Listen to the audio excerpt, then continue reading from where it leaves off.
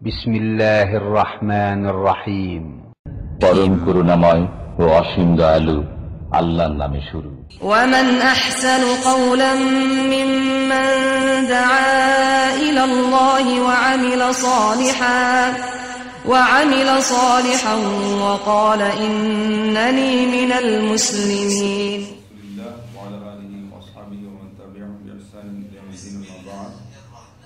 أعوذ بالله من الشيطان الرجيم. شرع لكم من الدين ما وصى به نوحا والذي أوحينا إليك وما وصينا به إبراهيم وموسى وعيسى أن أقيموا الدين ولا تتفرقوا فيه. السورة شورى 13 নম্বর আয়াত। আল্লাহ পাক ইরশাদ করেছেন যে তিনি তোমাদের জন্য বিধিবদ্ধ করেছেন দিন হিসাবে এমন এক বিষয়কে, যে বিষয়ে তিনি বিশেষ উপদেশ দিয়েছিলেন নূহকে, এবং যে বিষয়ে তিনি ওহী নাযিল করেছিলেন তোমার প্রতি, মানে আল্লাহ নবী সাল্লাল্লাহু আলাইহি ওয়াসাল্লামের কথা বলছেন, এবং যে বিষয়ে আমি আল্লাহ উপদেশ দিয়েছিলাম ইব্রাহিমকে, মূসাকে এবং ঈসাকে। বিষয়টি কি? এতটুকু ছিল ভূমিকা। বিষয় হচ্ছে যে আকিমুদ্দীন ওয়ালা তাতাফাররাকু ফীহি, তোমরা দিন কায়েম করো, প্রতিষ্ঠা করো, এবং এর মধ্যে তোমরা সততা বিচ্ছিন্ন হবে না। তাই দলাদলি ছাড়া, মতপার্থক্য ছাড়া ঐক্যবদ্ধ হয়ে দিন কায়েম করা, দিন প্রতিষ্ঠা করা, সেটা ছিল সকল নবীদেরই দায়িত্ব। এটা কিন্তু কোনো নতুন কথা নয়, শব্দটা ভিন্ন, কিন্তু বক্তব্য এটাই, যেটা আরো অনেক আয়াতে আল্লাহ রাব্বুল আলামিন উল্লেখ করেছিলেন, যেটাই হলো সকল নবীদের এই দুনিয়াতে আগমনের উদ্দেশ্য।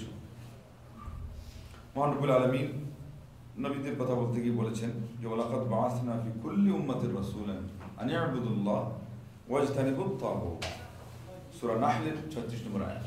তাহলে ওই বিষয়টাকে এখানে ব্যাখ্যা করা হচ্ছে।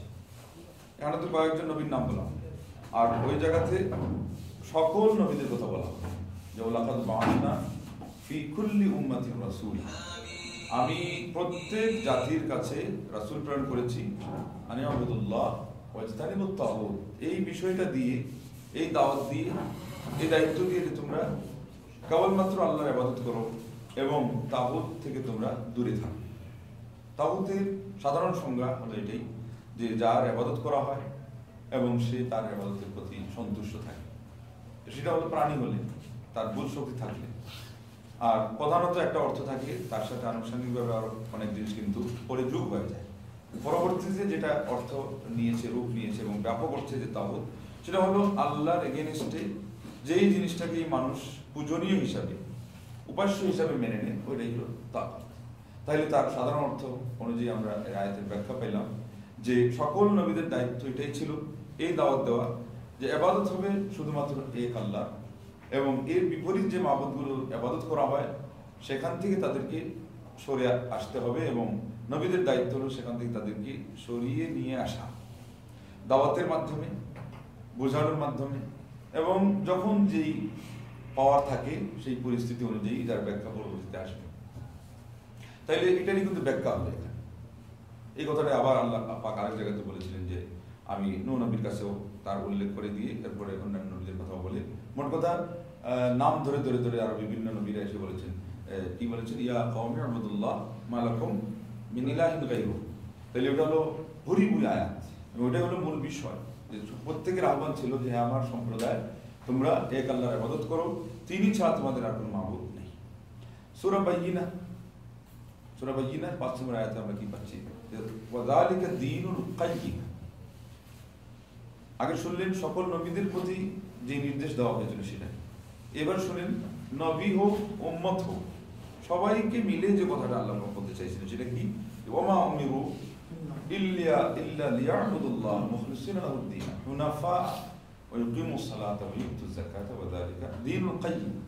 কিছু ব্যাখ্যা এসে গেল, তাদেরকে নির্দেশ দেওয়াই হয়েছিল এই বিষয়ে যে তারা আল্লাহ রাব্বুল আলামিনের উদ্দেশ্যকে, আল্লাহ রাব্বুল আলামিনের উদ্দেশ্যে তার ইবাদতকে বা তার আনুগত্যকে খাঁটি করে তার ইবাদত করবে। ওই বিষয়টা কোনটা আসতেছে, ইবাদত এবং নিরঙ্কুশ আনুগত্য। আর নিরঙ্কুশ আনুগত্যটা সেটা আপনারা জানেন, সেটাই কিন্তু ইবাদতের সবচেয়ে গুরুত্বপূর্ণ একটা অংশ। আনুগত্যটাই হলো সবচেয়ে গুরুত্বপূর্ণ অংশ। এই আনুগত্যের কথায় ইবলিসের সারা জীবনের ইবাদত শেষ হয়ে গেছে। আর এই আনুগত্যের কথাতেই না আসার কারণে একজন বিধর্মী সে যদি দুনিয়া ভর্তি করেও সেবা করে, ভালো কাজও করে, তার সব পণ্ডশ্রমে পরিণত হতে বাধ্য হয়। যেমন আব্দুল্লাহ ইবনে জুদানের কথা বুখারী হাদিসে এসেছে, মা রাদিয়াল্লাহু আনহা বললেন যে আল্লাহর নবী এই লোকটা তো অনেক কিছু করেছে, এমনকি সে কাফির হয়ে অনেক মুসলমানকেও কাফিরদের নির্যাতন থেকে তার টাকা দিয়ে সে ক্রয় করে তাকে আজাদ করেছে, তাকে উদ্ধার করেছে। মুসলমানের পক্ষে হয়ে মুসলমানকে উদ্ধার করছে তার টাকা দিয়ে কাফিরের হাত থেকে। কিন্তু কোন জিনিসটা এমন বাধা হয়ে দাঁড়ালো যে তার এই পুণ্যের কাজটাও কাজ দিল না? একজন মুসলমানের সহযোগিতা করতেছে এই পর্যায়ে, এবং এটা কেবল থেকে গেল মানবিক একটা খাতিরের কাজ এবং মানব দরদের কাজ। এটা ইসলাম হিসাবে পরিগণিত হলো না। আল্লাহর কাছে তার এত কিছু অকাতরে বিলিয়ে দেওয়া এক তিল পরিমাণ কাজে আসলো না কিয়ামতের দিনের জন্য। কোন জিনিসটা? আনুগত্য। সে বলতে পারে না যে আল্লাহ আমি তোমাকে মেনে নিলাম, সারেন্ডার করতে পারে না। ওটার নাম হলো ইসলাম। ইসলামের শাব্দিক অর্থই হলো আত্মসমর্পণ করা। সেটা থেকে আসতে পারে, এবং সেটাকে আল্লাহ নবী সাল্লাল্লাহু আলাইহি ওয়াসাল্লাম আরেক শব্দ দিয়ে ব্যাখ্যা করেছেন। তাতে বোঝা গেল সেখানে আমলের দরকার আছে। তিনি বললেন আয়েশাকে বুঝ দিতে গিয়ে রাদিয়াল্লাহু আনহা, যে আয়েশা সে কিভাবে এত কিছু দিয়ে পার পাবে? সে তো একদিন এই কথাটাও তার মুখ খুলে বললো না যে রব্বির ফিরলি, হে আমার প্রতিপালক তুমি আমাকে মাফ করে দাও। এটা তার মুখ দিয়ে বের হয়নি। তার মানে ইসলামের আসল অর্থ হলো সারেন্ডার করা, আল্লাহ রাব্বুল আলামিনের কাছে নিজেকে বান্দা হিসেবে ধরা দেওয়া, এবং নিজেকে সেই ধরনের অবনমিত করা, নিচে নামিয়ে নিয়ে আসা। এবং আল্লাহ যে বড়, আল্লাহ রাব্বুল আলামিন সবকিছুর কর্তা, সবকিছুর মালিক, যেমন তিনি খালিক তেমনি তিনি ইবাদতের হকদার, এই কথা মেনে নেওয়া, এটাই হলো পুরা মানবতার আসল উদ্দেশ্য। অতএব নবী যারা এসেছেন এই উদ্দেশ্য নিয়ে এসেছেন। আবার সূরা জারিয়াতের 56 নম্বর আয়াতে দৃষ্টি দিলে এটাই পাচ্ছে যে ওমা খালাকতুল জিন্না ওয়াল ইনসা ইল্লা লিয়াবুদুন, আমি জিন হোক ইনসান হোক এদেরকে কেবলমাত্র আমার ইবাদতের জন্য সৃষ্টি করেছি। এই ইবাদতের প্রধান অংশটা কি, পার্টটা কি, কথাটা কি, ওটা আবার সূরা বাইয়িনা 5 নম্বর আয়াতে আসছে। হ্যাঁ, ইল্লা লিয়াবুদুল্লাহ মুখলিসিনা লাহু হুনাফা ওয়া ইউকিমুস সালাহ। তাই প্রথমটা যদি হয় আকীদা, এই ইবাদত দিয়ে যদি আমরা প্রথমে নেই ঈমান, এবং আমি আগে বলেছিলাম যে আনুগত্যের কথাটা হলো শীর্ষে স্থান পায়, ঈমান আনা, আর এটাই হলো সবচেয়ে বড় লঙ্ঘন এবং অন্যায়, ঈমান না আনা। যার ফলে একজন কাফির হতে পারে বেশ থেকে বেশ ধরেন যে 100 বছর, আর একটু বেশি নিন 150 বছর সে আয়ু পাইল। আল্লাহ নবী এই যুগে তো আর এত পাওয়ার কাছে বেশি কথা নেই। ওই একদিন দেখছি একজন নাকি 159 পেয়ে গেছে, হিন্দু, তাও ভারতে। তো সাধারণত আল্লাহ নবী সাল্লাল্লাহু আলাইহি ওয়াসাল্লাম বলছেন আমার উম্মত তো 60 থেকে 70, ধরেন যে তার 150 বছর, 150 বছর সে কুফরি করে মারা গেলে জাহান্নামে, কিন্তু কাফির হওয়া অবস্থায় মারা যখন যাবে তখন চিরস্থায়ী জ্বলতে হবে। কারণ এইটাই কারণ যে এই অন্যায়টা আল্লাহর কাছে এত জঘন্য যে সে তার পুরো জীবন ভর সব শেষ করে দিল, কিন্তু আল্লাহকে মানতে পারলো না। এটা আল্লাহর কাছে ধরা হয়ে গেছে এই এমন অন্যায় যে এটা একেবারে চিরস্থায়ী জাহান্নামের শাস্তি পাওয়ার মতো হকদার পাওয়ার অন্যায়। সেজন্য বুখারী হাদিসে আসছে যে আযারাল্লাহু ইলা মরিইন আজ্জালা উমরাহু হাত্তা বাল্লাহু 60 সানা। যেই মানুষটার আয়ুটা আল্লাহ বৃদ্ধি করে দিয়ে 60 বছর পর্যন্ত পৌঁছিয়ে দিয়েছেন, তার কোনো ওযর আপত্তি গ্রহণ করার দরজা আর খোলা রাখবেন না, সব বন্ধ করে দিবেন। আসলে তো ওযর আপত্তির দরজা সাবালক হওয়ার পর থেকে কারোই খোলা নেই, কোনো অবস্থাতেই খোলা নেই। কিন্তু এখানে বলা হলো শেষের শেষ, একটা এমনও থাকে যে শেষের শেষ, এগিয়ে আর কোনো মতে কোনো ক্রমে আল্লাহর কাছে বলতে পারবেন না যে আল্লাহ আমি তো এইটা পাইনি। তখন তার কাছে 60 বছর যেটা, এটা তার বিরুদ্ধে সাক্ষী হয়ে দাঁড়িয়ে যাবে। যে 60 বছর আজকে আমাদের অনেকে অহংকারের কারণ হচ্ছে, গৌরবের কারণ হচ্ছে যে 60 বছর আছি এখন দুনিয়াতে, আর তুমি বাবা কয় বছর হয়েছে তোমার আমার সামনে কথা বলো। এটা অহংকার হিসেবে মানুষ ব্যবহার করে, এটাকে কাজে লাগানোর জন্য না নেওয়া পর্যন্ত এটা কিন্তু এইভাবেই থেকে যাবে, অনর্থক কোনো কাজ দেবে। তো তাহলে আমরা এই দুইটার সমন্বয় করবো কিভাবে? আল্লাহ রাব্বুল আলামিন এখানে আমরা যে আয়াতগুলো পড়লাম এবং হাদিসে ভার্সে আল্লাহ নবী সাল্লাল্লাহু আলাইহি ওয়াসাল্লাম বলছেন যে আমাকে নির্দেশ দেওয়া হয়েছে যে আমি মানুষকে বলবো যে তোমরা বলো যে আল্লাহ ছাড়া সত্যিকার অর্থে কোনো মাবুদ নেই। যখন তারা এই কথাটা বলবে তখন তাদের রক্ত মাংসটা আমার জন্য নিরাপদ হয়ে যাবে। ঠিক তদ্রূপ আরেক হাদিসে আসছে আল্লাহ নবী সাল্লাল্লাহু আলাইহি ওয়াসাল্লাম মুআয রাদিয়াল্লাহু আনহুকে যখন ইয়েমেনে পাঠাচ্ছিলেন তখন তাকে বলছিলেন, এটা বুখারী শরীফের হাদিস এবং মুসলিম শরীফে আসছে 19 নম্বর হাদিস, যে ফালিয়াকুন আউয়ালু মা তাদউহুম ইলাইহি শাহাদাতু আল্লা ইলাহা ইল্লাল্লাহ। সর্বপ্রথম যে দাওয়াতটা হবে এটা হলো যে সাক্ষ্য দেওয়া আল্লাহ ছাড়া সত্যিকার অর্থে কোনো মাবুদ নেই, এই কথা। তাহলে এই আয়াত এবং হাদিস এগুলো প্রমাণ করছে যে মানুষ সৃষ্টির, নবীদের আগমন এবং নবী এবং জাতি উম্মত মিলিয়ে সবার কিন্তু মূল উদ্দেশ্য হলো আল্লাহকে ইবাদত করা। আর সূরা শুরার যে আয়াত সেটা প্রমাণ করছে যে আল্লাহ রাব্বুল আলামিনের উদ্দেশ্য হলো দ্বীন প্রতিষ্ঠা করা। অতএব আমরা এবার সমন্বয় করবো। সর্বপ্রথম সমন্বয় হলে এই যে যে কোনো জিনিসের খুঁটি এবং ফাউন্ডেশন সেটা হবে আসল থাকে। তো দ্বীন ইসলামের সব কিছু নিয়েই তো দ্বীন, ধর্মটা, কিন্তু এটার মূলটা কি? মূলটা হলো ঈমান। মূল হলো ঈমান। তাহলে মূলটাকেই মূল ধরে বাকি অংশটাকে তার জায়গায় বসাইলে পরে কোনো সমস্যা নেই।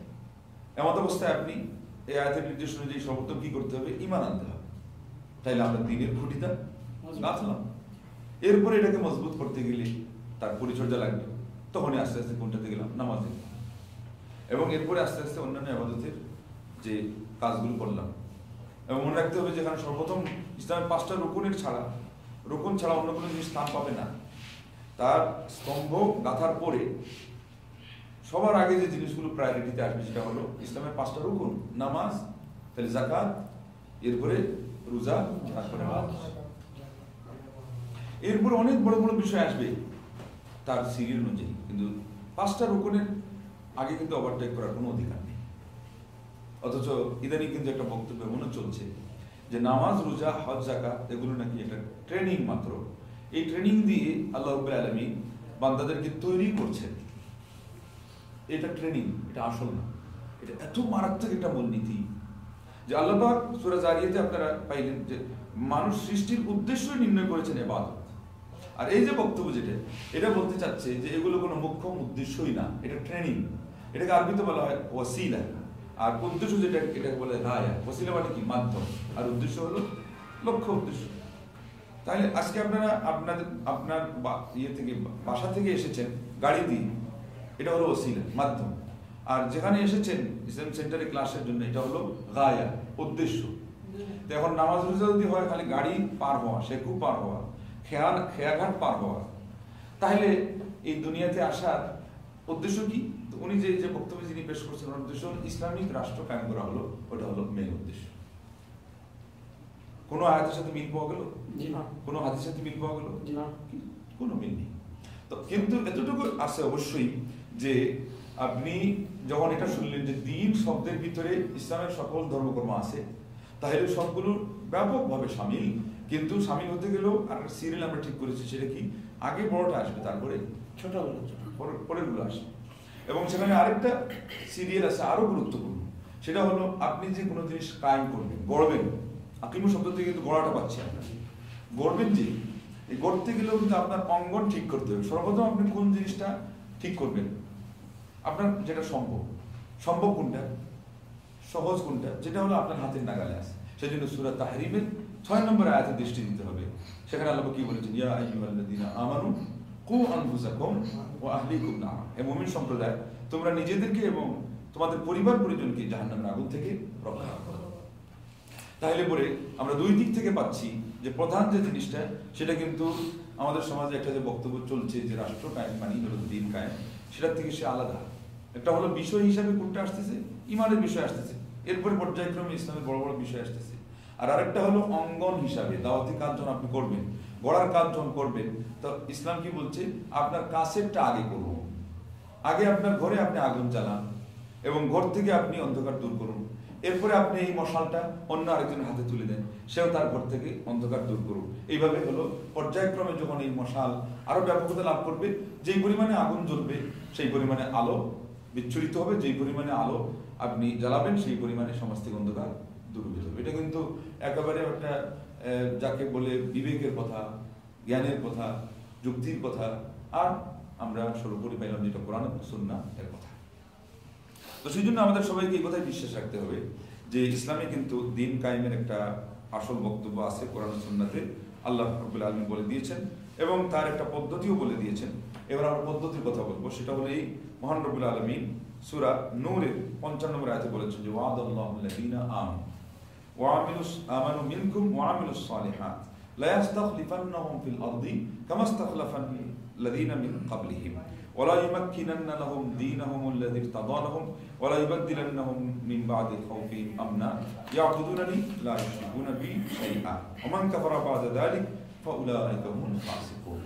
আল্লাহ রাব্বুল আলামিন ওয়াদা দিয়েছেন তাদেরকে যারা ঈমান এনেছে, তোমাদের মধ্যে যারা ঈমান এনেছে এবং নেক আমল করেছে, যে তাদেরকে তিনি তার জমিনে প্রতিনিধিত্ব দান করবেন। আলহামদুলিল্লাহ। তাহলে আমরা যেটা এখন দেখতে পাচ্ছি, এটা একটা হলো দায়িত্ব আর আরেকটা হলো দায়িত্বের ভিত্তিতে আপনার পুরস্কার। তো এই জায়গাতে যে ব্যতিক্রমটা হচ্ছে সেটা হলো দায়িত্বের জায়গায় কেউ এনে পুরস্কারকে বসায় দিয়েছে, যে পুরস্কারটাই হলো আমাদের দায়িত্ব। পুরস্কার হলো যিনি বিতরণ করবেন তার দায়িত্ব, আর দায়িত্ব হলো যার উপরে যে দায়িত্ব ন্যস্ত করা হয়েছে, যে কাজটা এটা আদায় করা, যে বিষয়টা তাকে দেওয়া হয়েছে সেটা। তাইলে এই আয়াতে সে আরো পরিষ্কার বলে দিয়েছে যে দুইটা প্রসঙ্গকে সম্পূর্ণ দুই পক্ষের বিষয় ছিল, আমরা অনেকটা এক করে দিয়েছি। আমাদের দায়িত্ব হলো আল্লাহর ইবাদত করা, ঈমান এবং নেক আমল, এক শব্দে এটাকে ইবাদত করি। আর আল্লাহর দায়িত্ব হলো যদি এই কাজ আমরা পর্যাপ্ত পরিমাণে করতে পারি, আশানুরূপ করতে পারি, এমন পর্যায়ে নিয়ে পৌঁছাতে পারি যেখানে আল্লাহ খুশি হয়ে যান, ওই পরিমাণ খুশি, যেই পরিমাণ খুশি হলে তিনি চান যে না আমার বান্দাদের উপর থেকে আর আমি এই বিধর্মীরা তাদের উপরে প্রভুত্ব খাটাবে, তাদেরকে যথেচ্ছা তারা ব্যবহার করবে, জুলুম করবে, নির্যাতন করবে, মারবে, আহত করবে, ক্ষতবিক্ষত করবে, তাদের বিরুদ্ধে দুর্বিসন্ধি চালাবে, তাদেরকে অর্থনৈতিকভাবে, রাজনৈতিকভাবে, কূটনৈতিকভাবে আমার এই বান্দাগুলোকে কোণঠাসা করে রাখবে, এই অবস্থাতে আমি তাদেরকে রাখতে চাই না, আমি বরং তাদেরকে উদ্ধার করব। তো সেই সময় আল্লাহ রাব্বুল আলামিন পুরস্কার হিসেবে আপনাকে নেতৃত্বটা মূলত দান করবে। এর অর্থ হলো আপনাকে রাত পর্যন্ত ধৈর্য ধরতে হবে। মনে রাখবেন, ধৈর্য এত বড় একটি ইবাদত যে ধৈর্যের মতো ইবাদত কিন্তু হয় না। এই জন্য আল্লাহ পাক যখন বলেন ইয়া আইয়ুহাল্লাযীনা আমানু ইসতাঈনু, তো প্রথমে কি বলেন? বিসবরি এবং সালাহ। এবং এর বাস্তব অনেক উদাহরণ আছে। কত মানুষ আছে তার জীবনে মাত্র এক মুহূর্তের জন্য ধৈর্যটা হারানোর কারণে পুরা জীবনের ভোগান্তি তার ঘাড়ে সে নিয়ে নিয়েছে। ধরেন যে রাগ করা, আল্লাহ নবী সাল্লাল্লাহু আলাইহি ওয়াসাল্লাম মানা করেছেন রাগ করে না। এমন রাগকে আর সে সমাধান করতে পারবে না, যার ফলে হার্ট ফেল করে ফেলবে, এরপরে অ্যাটাক করলো, তারপরে হয়তো মারাই গেল, অথবা পাগল হয়ে সারা জীবন যাপন করলো। কিন্তু হয়তো আপনি খোঁজ নিয়ে দেখবেন যে কারণ একটা হতে পারে যে আল্লাহ পাক তার কিসমতে রাখছেন হয়ে গেছে, আর একটা হতে পারে ওই রাগটাকে সম্পূর্ণ না করাটা। এমনি ভাবে আর অনেক বিপদ আপদ, পাপ সমাজে কেন হয়, একজন মানুষের বিপদে এই বিপর্যয় আসে কেন? ওই ধৈর্যটা, কন্ট্রোল ক্ষমতাটা সে যখন ধরে রাখতে পারে না, একবার হয়তো পাপ বসে গেছে, এরপরে সারা জীবনের জন্য তাকে ওই কষ্টের মধ্যে, ওই পাপের মধ্যে হাবুডুবু খেতে হয়েছে। তাহলে ধৈর্যটা কিন্তু সকল আমলের আপনার চাবিকাঠি। ঈমানও যে আনবেন, আপনার কিছু হিসাব নিকাশ মিলিয়ে সেখানে ধৈর্যের জন্য যদি আপনি প্রস্তুত থাকেন, তাহলে পরে ঈমান আনা হবে, আর না হলে ঈমান আনা কিন্তু হয় না। যার ফলে দেখা যায় যারাই হিসাব নিকাশ মিলিয়ে এই কথাটা মেনে নিতে পারেন নাই, তারা কিন্তু ঈমান আনতেও পারেন নাই। তাহলে আমরা এবার আরো কিছু অগ্রসর হলাম যে ক্ষমতা যেটা, এটা বলুন আল্লাহর পক্ষ থেকে একটা পুরস্কার, সেটা আল্লাহ যাকে ইচ্ছা তাকে দিয়েছে। আরো আশ্চর্য হবেন আপনারা, সকল নবীগণ যে দাওয়াতটা নিয়ে আসছিলেন, এটার যে মূল বিষয় আমরা যেটা ঠিক করলাম সেটাই, যেটা দ্বিতীয় বক্তব্য সেটা নয়, তার বাস্তব প্রমাণ হলো। যদি ওইটাই হইতো তাহলে আমরা না হয় দুর্বল মানুষ, আমাদের ক্ষমতা কম, আমলে ত্রুটি আছে, নবীদের আমলে তো ত্রুটি নেই। তাই সকল নবীরা একাধারে যেমন তারা নবী ছিলেন, ঠিক রাষ্ট্রনায়কও হওয়ার কথা ছিল। কিন্তু আশ্চর্যের বিষয় হলো যে রাষ্ট্রীয় ক্ষমতা মাত্র ইসলামের ইতিহাসে কি মানে যেটাকে আপনি ধর্ম বলবেন ব্যাপক অর্থে, ইসলামও বলা যায় সেটাকে, সেটা হলো 1,24,000 অলমোস্ট নবীদের সংখ্যা, তার মধ্যে মাত্র 2 জনের গলায় আল্লাহ পাক সেই মালাটা পরিয়েছেন। বাকি সকল ওই পদ থেকে বাহিরে থেকেই তারা কাজটা করেছে। তাহলে ওই কাজটা কি ছিল? অতএব যেই কাজটা নবীরা করেছেন সেটাই কিন্তু মূল ছিল। আর সেটা হলো 1,24,000 নবীদের মধ্যে মাত্র 2 জন যদি এটা পেয়ে থাকেন, অন্যরা পান নাই, তাহলে ওইটা যে জিনিসটা ঠিক হবে সেটাই হলো আকিমুদ্দিনের অর্থ হিসাবে, মূল অর্থ হিসাবে নির্ধারিত হয়ে যাবে। সেটা কোনটা? ঈমান। সেটা কোনটা? ইবাদত। সেটা কোনটা? শিরক মুক্ত জীবন গঠন করা। সেটা কোনটা? পাপ পঙ্কিলতা থেকে মানুষকে দূরে রাখা এবং নিজে দূরে থাকা। তো অতএব আমরা আরো সহজে বুঝতে পারছি যে নবীদের আগমনের উদ্দেশ্য কি এবং দিন কায়েমের উদ্দেশ্য কি।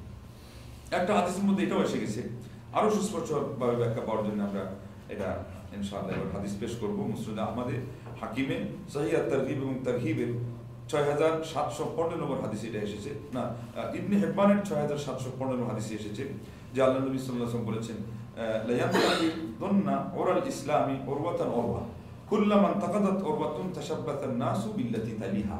ইসলামের এক একটা হাতল বা এক একটা লাঠি একটা একটা করে ভেঙে যাবে, একটা যখন ভাঙবে তখন মানুষ পরেরটা নিয়ে তারা আমল করতে থাকবে, সেটা নিয়ে ব্যস্ত হবে। শেষ পর্যন্ত আল্লাহ নবী সাল্লাল্লাহু আলাইহি ওয়াসাল্লাম বললেন উলাহুন্না নাকদান আল হুকমু ওয়া আখিরুহুন্না সালাহ। ইসলামের সর্বপ্রথম যেই হাতল এবং যেই কাঠি অথবা লাঠি ভাঙবে সেটা হলো হুকুম। হুকুম দ্বারা এখানে উদ্দেশ্য হলো ইসলামিক রাষ্ট্রীয় ক্ষমতা। আপনি পার্লামেন্টে গিয়ে যে ইসলাম দিয়ে দেশ শাসন করবেন ওটাই হলো উদ্দেশ্য। তো আল্লাহ নবী সাল্লাল্লাহু আলাইহি ওয়াসাল্লাম বলছেন সর্বপ্রথম যেই ক্ষমতাটা মুসলমানদের হাত থেকে হাতছাড়া হবে, খর্ব হবে, ওটাই হলো রাষ্ট্রীয় ক্ষমতা। যেটা কথা এই নতুন আধুনিক এক গবেষক বক্তব্যের মধ্যে বলছেন যে এটাই হলো নবী আগমনের উদ্দেশ্য এবং আমাদেরকে নির্দেশ দেওয়া হয়েছে। এটা ওই যে আল খিলাফা আলা মিনহাজিন নুবুওয়া 30 আমান, যেটা বলা হয়েছে যে নবুয়তের ধারার উপরে যে রাষ্ট্রটা চলেছিল মাত্র কয় বছর, 30 বছর। ওই 30 বছরই এখানে শেষ হয়ে গেছে, এটা ইঙ্গিতে বলা হচ্ছে 30 বছরই শেষ। তাইলে কি 30 বছরের পরে যে কত বড় বড় আলেম তাবিঈনরা দুনিয়াতে ছিলেন, এরা কেউ আর দিন কায়েম করেনি? আল্লাহ, এই 30 বছর তো ওমর ইবনে আব্দুল আজিজের আগেও পার হয়ে গেছে। তাইলে ওমর ইবনে আব্দুল আজিজকে পঞ্চম খলিফা কেন বলা হচ্ছে? সেজন্য বলা হচ্ছে যে তার আদর্শে, তার ঈমান আকীদায়, তার আমলে, তার পরহেজগারিতায় তিনি একজন দৃষ্টান্ত ছিলেন। এমন দৃষ্টান্ত যে মাঝখানে এদের কথা ভুলিয়ে দিয়ে তার আদর্শকে তিনি ওই 30 বছরের সাথে মিলিয়ে দিয়েছিলেন। আল্লাহু আকবার। কিন্তু ওই যুগটাকে ইনারা কিন্তু দিন কায়েমের যুগ বলতে পারেন না, মেনে নিতে পারেন না। সেই জন্য দুঃখজনক হলো সত্য বলতে হচ্ছে, এই গবেষক যিনি এই বক্তব্য দিয়েছেন উনি বলেছেন যে ইসলামের ইতিহাসে আর কোনো ওই খলিফা চলে যাওয়ার পরে আর কোনো আদর্শ এমন কোনো খলিফা আসেনি নাই, মুজাদ্দিদ আসেনি নাই। বলতে গিয়ে শেষে বলেছেন যে ওমর ইবনে আব্দুল আজিজের ওখানে সামান্যতম একটা কিছু নাকি প্রকাশিত হতে লেগেছিল, তাও কিন্তু শেষ পর্যন্ত পুরা হয়নি। হায় হায় হায়। তাইলে ওই তাজদীদটা আমরা দেখতে চাচ্ছিলাম ওনার মাধ্যমে, হ্যাঁ, এটা তো হলো না। আজব কাহিনী, আজব কাহিনী। এই জন্য ইসলামের সর্বপ্রথম দিক হলো যে আমাদের সমাজে আজকে এই যে বক্তব্যগুলো এসেছে এটা আলেম থেকে আসে নাই, মুফাক্কির, আরবিতে বলা হয় মুফাক্কির মানে গবেষক। ইসলামী চিন্তাবিদ আমরা বলি না, কেউ কেউ কি বলি যে আন্তর্জাতিক ইসলামী চিন্তাবিদ, খাতি সম্পন্ন ইসলাম চিন্তাবিদ। এই দেশে একজনে একটা ডক্টরেট থিসিস করেছেন, তো থিসিস করে এই ধরনের বক্তব্য যারা দিয়েছেন এদিকে বলেছে এরা ফকিহ ছিল না, আলেম ছিল না, কি ছিল তাই বলে ইসলামের দরদ ছিল এবং মুফাক্কির ছিল, বাস আমরা যেটাকে বলি চিন্তাবিদ। আর এখানে দরকার কিসের? এখানে দরকার ইসলামের গভীর সাগরের অথই সাগরের অতল তলে সেখানে ডুব দিয়ে হীরা মণিমুক্তা প্রবাল পান্না এবং আপনার আরো যত সুন্দর জিনিস আছে অত্যন্ত সুঠাম এবং সুন্দরভাবে সুষ্ঠুভাবে শাস্ত্রীয়ভাবে সেটাকে গবেষণা করে উদ্ধার করে একটা জিনিস বলা। তা না হলে আজকে এই জিনিসগুলো বলার কারণে দূর ভবিষ্যতে আর অদূর ভবিষ্যতে কি হয়েছিল ওর যুগ থেকে আর এখন কি হচ্ছে, আগামীতে না জানে আরো কি হতে পারে, সেটা মুসলিম উম্মাহকে ভালো করে ভেবে চিন্তে বের করা দরকার। তো অথচ এখনো দেখবেন যে অনেক মানুষ ওই বিভুর আছে নেশার মধ্যে, হ্যাঁ এত বড় কথা, এত বড় একটা দায়িত্ব উনি পালন করে গেছেন, যেটুকু ঠিক মতো পালন করেছেন সেটা মূল্যায়ন আমরা করবো, কিন্তু যেটাতে ভুল ব্যাখ্যা সেটা আমরা মূল্যায়ন করবো না। তাবরানীতে 7182 নম্বর হাদিস, সিলসিলা সহিহা 1739 নম্বর হাদিসে এসেছে আউয়ালু মা তাফকিদুনা মিন দীনিকুম আল আমানা ওয়া আখিরুহা আস-সালাহ। সর্বপ্রথম তোমাদের দিন থেকে যে জিনিসটা তোমরা হারাবে সেটা হলো আমানত, আর সেটা হলো নামাজ। তাহলে নামাজ কিন্তু শেষ পর্যন্ত থাকবে এবং শেষেই আমরা হাতছাড়া করবো এবং আমাদের থেকে সে বঞ্চিত দূরে চলে যাবে, আমাদেরকে বঞ্চিত করে। এই জন্য এখন পর্যন্ত আলহামদুলিল্লাহ মুসলিম মিল্লাতে কি আছে? নামাজ আছে। নামাজ যে আছে, এই নামাজটার মূল্যায়ন কি? ইসলামে নামাজের অবস্থান কি? ওই যে বলেছিলাম ইমানের পরেই নামাজের অবস্থান। হাদিসে আসছে যে ওয়ামুদুহুস সালাহ, ইসলামের ফাউন্ডেশন বা মেরুদণ্ড হচ্ছে কি? নামাজ। না, তাইলে যে ব্যক্তি নামাজ কায়েম করলো সে ব্যক্তি তো দিন কায়েমের বড় একটা কাজ করলো। আমরা এটাও বলবো না যে নামাজ কায়েম করার কারণে সব হয়ে গেছে, কিন্তু এটা তো অবশ্যই বলতে পারবো যে ইমানের পরে পরে ইসলামের এবং দ্বীনের কায়েমের যে সবচেয়ে বড় কাজ সেটা কিন্তু নামাজ।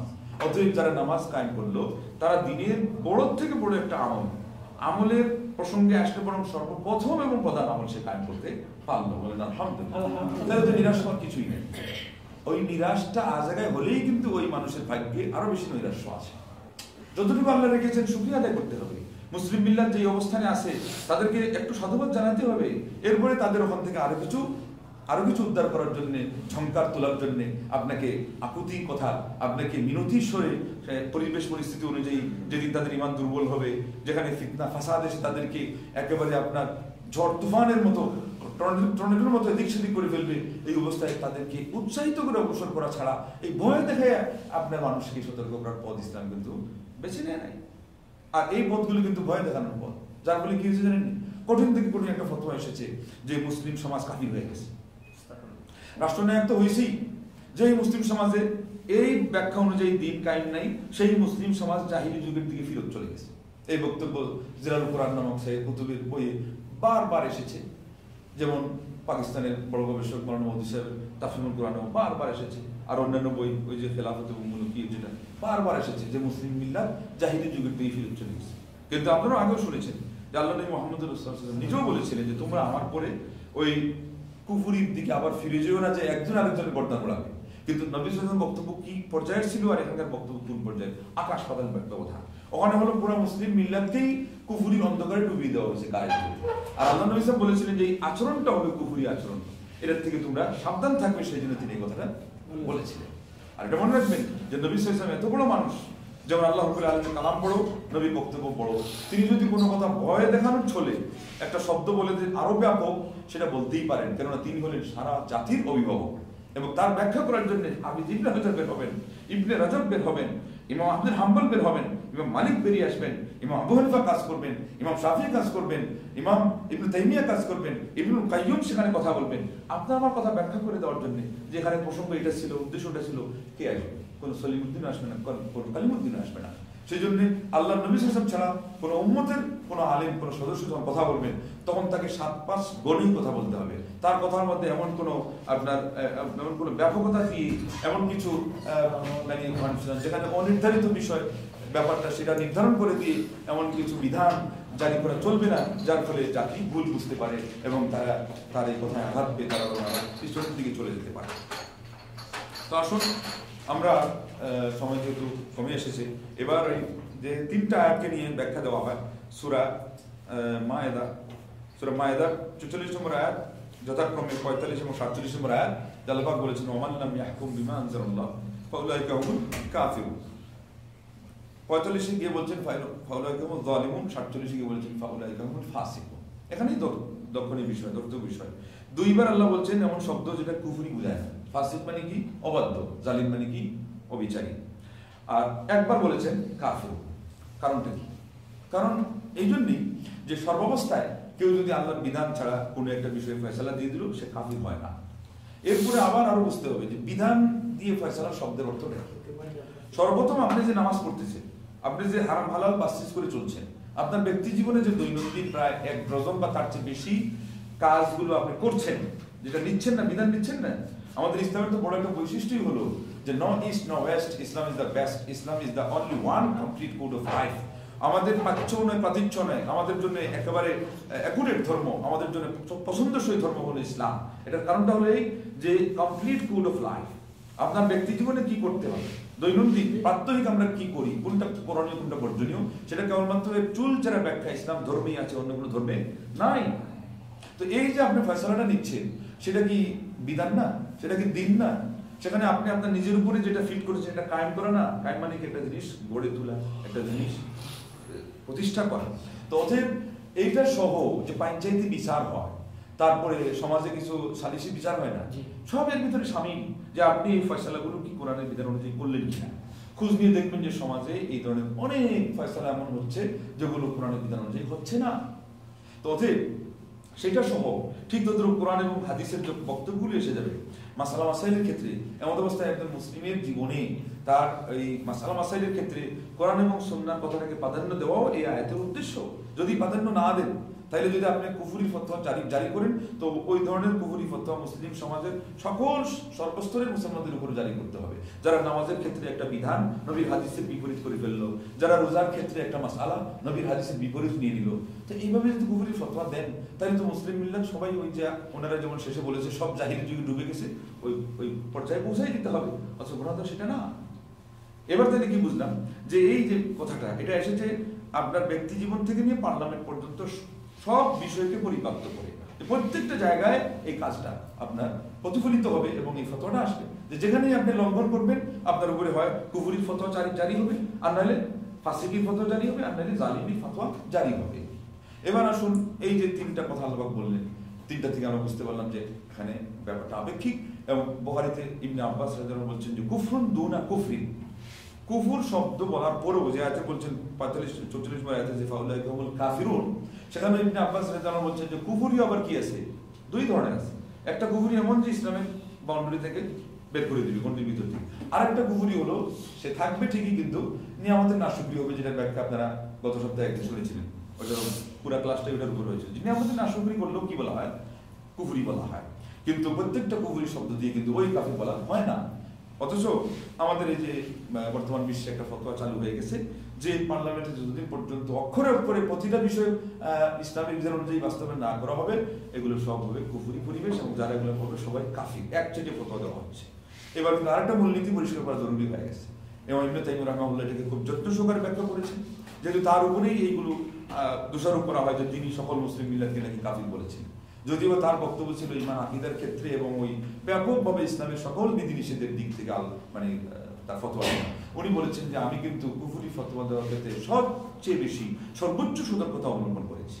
আলহামদুলিল্লাহ। কি বলেছেন যে আমি বলতে চেয়েছিলাম যে যে জিনিসগুলো কুফরি সেইগুলো নির্ধারণ করা, যে এইগুলো কেউ করলে সে কাফির হবে। এবার কেউ যদি আজকে এই ক্লাসে উপস্থিত হতে দেরি করে অনুপস্থিত থাকে তাহলে সে বরখাস্ত হবে, এই একটা কথা।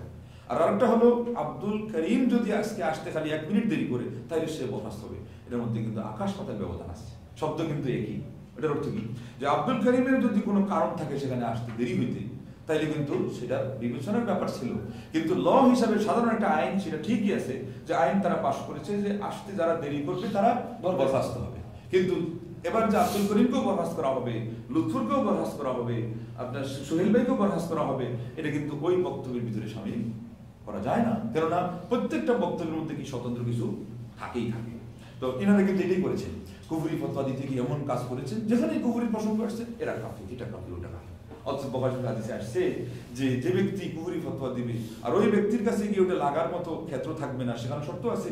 শর্ত অনুযায়ী সেটা কি ছিল, সে জানছে কিনা, বিশ্বস্ত জানছে কিনা, আপনি তাকে পরিষ্কারভাবে দলিল কায়েম করে তাকে জানাইছেন কিনা, সেইটাকে ইসলাম মনে করার পরে অ্যাভয়েড করছে নাকি না সেইটা ইসলাম বলে এখন পর্যন্ত বুঝতেই পারে নাই, এমন অবস্থায় কুফরি ফতোয়া তার ঘাড়ে লাগবে না। তখন যদি মুফতি সাহেব বলে দেন যে তুমি এই কাজটা কেন করো নাই, তাহলে তুমি কাফির, এই কুফরিটা পুরো মুফতি সাহেবের ঘাড়ে এসে লেগে যাবে। এটা বুখারীর হাদিস। আর মুসলিম শরীফের হাদিস হলো বনী ইসরাইলের যুগে এক লোক কয়েকবার মদ পান করেছিল। মদ পান করা দেখে একটা লোক বললো যে তুমি এত বেড়া, তুমি এতই বেয়াকুফ এবং এতই তুমি জঘন্য মানুষ, নোংরা মানুষ, যে এতবার তোমাকে এই মদের জন্য আমি উপদেশ দিচ্ছি তুমি মদটা ছাড়তে পারো না। তখন এই কথাটা শুনে সে সেটা বলে দিল আল্লাহ পাক তোমাকে আর ক্ষমা করবেন না। ওই যে ক্ষমা করবেন না, ওইটাই তো কুফরি ফতোয়া। কাফির হলে তো আর ক্ষমা নেই, মুশরিক হলে ক্ষমা নেই। এই কথা যখন বললো আল্লাহ পাক রেগে গেলেন, এমন পর্যায়ে পৌঁছে গেলেন যে মানজাল্লাযী ইয়াতাআলা আলাইয়া, আরে আমার উপরে এলাহিগিরি কে করতে চাইলো? আবার এলাহিগিরি আল্লাহ বললেন যে ক্ষমা করা না করা এটা আমার বিশেষ ডায়েরি, এটা আমার বিশেষ ফয়সালা, এটা আমার বিশেষ অধিকার, এখানে কেন তুমি হস্তক্ষেপ করতে গেলা? ইনি আবেদ ছিল, নামাজি ছিল, বড় পরেজগার ছিল এবং এমন পাপ সম্পর্কে তার অনুভূতি যে ওই লোকটাকে সহ্য করতে পারছিল না। কিন্তু মুখের যে আপনার লাগাম যেটা দরকার ছিল ইসলামের ফতোয়া দেওয়ার ক্ষেত্রে, সেটা কিন্তু উনি ফসকি দিয়ে বলেছিল যে আল্লাহ তাকে ক্ষমা করবেন না। শুনবেন এর পরে পরিণতি আরো কত আশ্চর্যজনক। ওই মদ্যপায়ীকে আল্লাহ ক্ষমা করে দিলেন, ও আদখালাহুন নার, আর এই পরেজগার উপদেশদাতাকে আল্লাহ জাহান্নামে ঢুকায় দিলেন। বলেন লা ইলাহা ইল্লাল্লাহ। ফতোয়া ফতোয়া মুসলিম মিল্লাহ আজকে সাধারণ মানুষ তো দূরের কথা, যারা আমাদের সমাজপতি, যারা সারা বিশ্বকে ইসলামিক চেতনায় আপনার আকৃষ্ট করে বিশ্বের আপনার বড় বড় পুরস্কারও নিয়ে দুনিয়া থেকে চলে গেছে, হারাম শরীফে যাদের জানাজাও পড়ানো হয়েছে, অথচ ফতোয়া কি পরিমাণ। এই জন্য মানুষের কাছে কিছু মানুষের অবস্থান আছে আর আল্লাহর কাছে কিছু অবস্থান আছে। আবার যদি আল্লাহ মাফ দেন, আমরা তো আশা করি, দোয়া করি আল্লাহ যেন মাফ দেন, তো শুধুমাত্র আল্লাহ জাহিলের মানে মূর্খতার কারণে মাফ দিবেন যে এই ফতোয়াগুলো তারা জানতো না, এই কারণে না যেটা আমাদের একদল বাড়াইতে বাড়াইতে মানে এত মাথার উপর উঠেছে যে দুনিয়াতে এরা ছাড়া নাকি আর কোনো গবেষক নেই, কোনো আলেম নেই। আশ্চর্য হবেন শুনে যে এমনও তাফসীর বলা হচ্ছে আমাদের সমাজে কোনো কোনো জায়গায় যে তাফসীরুল কোরআন নাকি সারা বিশ্বের সেরা তাফসীর, এমনকি ওই জায়গায় ইবনে কাসিরকেও দাঁড় করাতে তারা রাজি না। এটা কি আমাদের বিভ্রান্তি না? এটা কি আমাদের জন্য বাড়াবাড়ি না? এটা কি আমাদের জন্য একটা পদস্খলনের বলি শোনা? এবং অনেক মুসলমান এইভাবে তারা ধর্ম মেনে নিয়েছে, নিজের দলীয় ধর্ম সাংগঠনিক যে প্রক্রিয়া যেটা পরিচালনা করা হয়, আর এগুলোর কারণে তারা আসল ইসলামের যে বক্তব্য এবং পুরো তথ্যের যে কথাগুলো সেগুলো থেকে তারা কিন্তু অনেক সময় বঞ্চিত হয়ে যাচ্ছে, অনেক দূরে চলে যাচ্ছে। আমাদের নিরাশ হওয়ার কিছু নেই। মুসলিম শরীফে হাদিসে আসছে যে ব্যক্তি বলল যে মানুষ ধ্বংস হয়ে গেছে, সেই কিন্তু ধ্বংস হয়ে গেল, এবং সেই বরং সবচেয়ে বড় ধ্বংসশীল। আর আরেক পক্ষে হলো অন্যদিকে সে ধ্বংস করলো। সেই জন্য আমাদের করতে হবে কি, যে আমাদেরকে বলতে হবে যেটা যে আল্লাহ নবী বলছেন বাদিরু বিল আমালি ফিতনা, ফিতনা দেখলে আপনি এর আগে আমল শুরু করে দেন যে আল্লাহ আমাকে যাতে ফিতনা না পায়। আর আপনি নৈরাশ্যব্যঞ্জক কথা বলবেন না, আপনি বরং আশাব্যঞ্জক কথা বলবেন। কারণ আপনার নবী সাল্লাল্লাহু আলাইহি ওয়াসাল্লাম কি বলে গেছেন, আপনার নবী সাল্লাল্লাহু আলাইহি ওয়াসাল্লাম বলেছেন যে এই সহিহ ইবনে হিব্বানের 405 নম্বর হাদিস, বাইহাকির 6833 নম্বর হাদিসে তিনি বলেছেন যে বাশশির হাযিহি আল উম্মাতা বিস-সানাই ওয়াদ-দীনি ওয়ার-রিফআতি ওয়ান-নাসরি ওয়াত-তামকিনি ফিল আরদি। আল্লাহু আকবার। হে আমার উম্মত, তোমরা একজন প্রত্যেকেই যেন আমার এই উম্মতকে তোমরা সুসংবাদ দাও যে এই দিনের মধ্যে থেকে তোমরা সুখী হবে, সমৃদ্ধশালী হবে, প্রতাপশালী হবে, এবং আল্লাহর জমিনে তোমরা আল্লাহর দ্বীনকে ফলো করতে গিয়ে তোমরা সাহায্য লাভে ধন্য হবে। আলহামদুলিল্লাহ। কিন্তু ওই জায়গা থেকে আমরা বঞ্চিত কখন হই? সবচেয়ে বেশি বঞ্চিত হই যখন আমরা নৈরাশ্যব্যঞ্জক মানসিকতা নিজে পোষণ করি আর মানুষকে বলি যে সব শেষ হয়ে গেল। তখন তাদেরকে এমন একটা দায়িত্বে আমরা পৌঁছাই দিই, এমনটা ঘাড়ে বোঝাই দিই, তারা দিশা মিশা না পেয়ে ওই পাগলের মতো যেগুলো আপনার ওই যে ভিমরুল আছে কামড় দিতে থাকে, এবং এরপরে সে নিজেও বিভ্রান্ত হয়, মানুষকে ক্ষতিগ্রস্ত করে, সমাজে কোনো সাজানো গোছানো কোনো কাজ আর থাকতে দেয় না। ইসলামের নামে আজকে কিন্তু এই ধরনের একটা অগোছালো বক্তব্য ছিল, এই ধরনের একটা অগোছালো ফতোয়া দিয়ে, এই ধরনের একটা ভিত্তিহীন ফতোয়া দিয়ে অনেক যুবককে কিন্তু এইভাবে বিভ্রান্ত করে দেওয়া হয়েছে। অনেক মানুষের ব্রেনকে পাল্টিয়ে দেওয়া হয়েছে এবং ব্যাখ্যা দেওয়া হয়েছে ইসলাম নাকি এরকম একটা আপনার ওই যে আমি বলবো এটাকে ওই যে চামড়ার এবং আপনার ওই যে আজকাল বিভিন্ন ধরনের লতা পাতা দিয়ে প্লাস্টিক দিয়ে যে গাছ বানায় না, এই গাছের মতো। একজন বড় বক্তা বাংলাদেশে, ওই যেটা আমি বললাম চিন্তাবিদ বলেন আপনার আন্তর্জাতিক খ্যাতি সম্পন্ন, বলছেন যে ইসলামের উদাহরণ হলো এরকম যে গাছের উপর দিয়ে যদি আপনি পানি দেন তাহলে পুরো গাছটা পরিষ্কার হয়ে গেল, আর নিচ দিয়ে আপনি যত কিছু চেষ্টা করেন সেটা আর বলে কাজ হবে না। এর অর্থ হলো ওনারা ইসলামটাকে নিয়েছেন অরিজিনাল জেনুইন গাছ হিসাবে না, যেটা কোরআন আল্লাহ বলছেন মাসালু কালিমাতিন তাইয়্যিবাতিন কাশাজারাতিন তাইয়্যিবা। এই ইসলামের মূল যে মন্ত্র কালিমার উদাহরণ হলো উত্তম বৃক্ষের মতো। ওই বৃক্ষটা হলো উত্তম বৃক্ষ যদি হয় তাহলে তাজা গাছ হতে হবে, আর সেই গাছের পরিচর্যা কিন্তু নিচ থেকেই করতে হয়। আর প্লাস্টিকের গাছের পরিচর্যা উপর থেকে করলে তাকে সাফ করা যাবে, কিন্তু ভিতরে ওই ইঁদুরের জায়গাতেই থাকবে। সেই জন্য দেখা যায় ওই মিশতে মিশতে আধুনিক রাজনীতির সাথে, আব্রাহাম লিঙ্কন থেকে আগত সেই গণতন্ত্রের সাথে এবং বিভিন্ন ইস্যু ভিত্তিক ঐক্য, ইস্যু ভিত্তিক ধর্ম, এগুলোতে মিশতে মিশতে শেষ পর্যন্ত ইসলামের আসল সক্রিয়তা, আসল সৌন্দর্য, আসল ঐতিহ্য, ইসলামের আসল যে আপনার ওজন, তার ওয়েট, এবং ইসলামের যে মূল বক্তব্য, তার মূল যে বিষয়, সেগুলোই আমরা শেষ পর্যন্ত হামিশ, যাকে আরবিতে বলা হয়, টিকাতে নিয়ে এসে ফেলেছি, বারান্দায় রেখে দিয়েছি, ব্যালকনিতে নিয়ে এসে ফেলেছি। আর যেটা ছিল ব্যালকনির জিনিস, বারান্দার জিনিস, অনেক সময় বলা যায় বরং অনেক দূরের জিনিস, সেটাকে আমরা এসে আমাদের আসল বক্তব্য বানিয়ে দিয়েছি, যার ফলে এখন না পাইলাম এটা, না পেলাম সেটা। এই জন্য খুবই দুঃখের বিষয়টা। আমি কিন্তু কারো সমালোচনার জন্য বলছি না, কিন্তু মুসলিম মিল্লাতের একটা বড় পর্যালোচনার একটা বিষয় ছিল এবং অনেক গুরুত্বপূর্ণ বিষয় ছিল।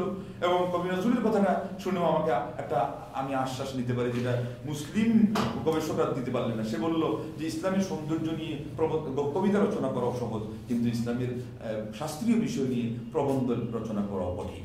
তাই এই ধরনের ফতোয়া দেওয়া আর কিভাবে মুসলিম মিল্লাত অগ্রসর হবে, তাদের উন্নতি সাধন হবে, এটা কিন্তু শাস্ত্রীয় বিষয়। সেগুলো বিষয়ে আমাদের খুব মানে স্পর্শকাতর মনে করে শাস্ত্রীয় জ্ঞান নিয়ে সে যে কথা বলা দরকার ছিল। তো আসুন, আজকে ওদের সময় শেষ হয়ে গেছে, আগামী দিনে আরো কিছু কথা আছে। কোন কোন অবস্থায় আপনার একটা মানুষ যদি এই কোনো বিধানকে সে বাস্তবায়ন না করে তাহলে সে কাফির হবে, আর কোন অবস্থায় কাফির হবে না, সেটার উপরে কয়েকটা গুরুত্বপূর্ণ কথা ছিল। তো সময় যদি হয় তাহলে সেটা বলবো। তাইলে আজকে এই বন্ধ থাক। তো আমরা কোরআন এবং হাদিসের আলোকে এটা বুঝতে পারলাম যে দিন কায়েমের আসল অর্থটা কি এবং ব্যাখ্যাটা কি। ততএব আসুন আমরা ওই প্রায়োরিটিতে এসে যাই এবং ইমানের পরিচর্যার কাজ বেশি করি, তৌহিদের দাওয়াতের কাজ বেশি করি, মানুষকে নামাজি বানানো আগে নিজে নামাজি হওয়া এবং পরিবার পরিচালনা, সমাজে এই ধরনের আমল আখলাক এবং ইসলামের আরো যে শিষ্টাচারগুলো। মোট কথা, আপনি ওই জায়গায় যাওয়ার আগ পর্যন্ত যে জিনিসগুলো আপনার আন্ডারে রয়েছে, যেগুলো আপনার কর্তৃত্বাধীন রয়েছে, যে কাজগুলো আপনি করতে পারেন, সেগুলোতে আপনি যত বেশি নিষ্ঠাবান হবেন, ন্যায়নিষ্ঠভাবে কাজ করবেন, একজন আরেকজনকে আপনি উদ্বুদ্ধ করবেন এবং দাওয়াতি কাজকে আপনি ব্যাপকতা দান করবেন, এটাই হবে এই পর্যায়ের দিন কায়েম। এবং এই দিন কায়েমটাই আপনার ওই পর্যায় পর্যন্ত নিয়ে যাওয়ার জন্য একটা মাধ্যম হবে। আল্লাহ পাক যেন আমাদেরকে সেই তৌফিক দান করেন এবং মুসলিম মিল্লাতে আমরা দিনের কাজ সঠিকভাবে সুন্দরভাবে করতে পারি। আমাদের সবাইকে আল্লাহ সেই জন্য কবুল করেন। দুনিয়া এবং আখিরাতে আল্লাহ পাক আমাদেরকে সুষ্ঠুভাবে জীবনযাপনের তৌফিক দান করেন। আমিন।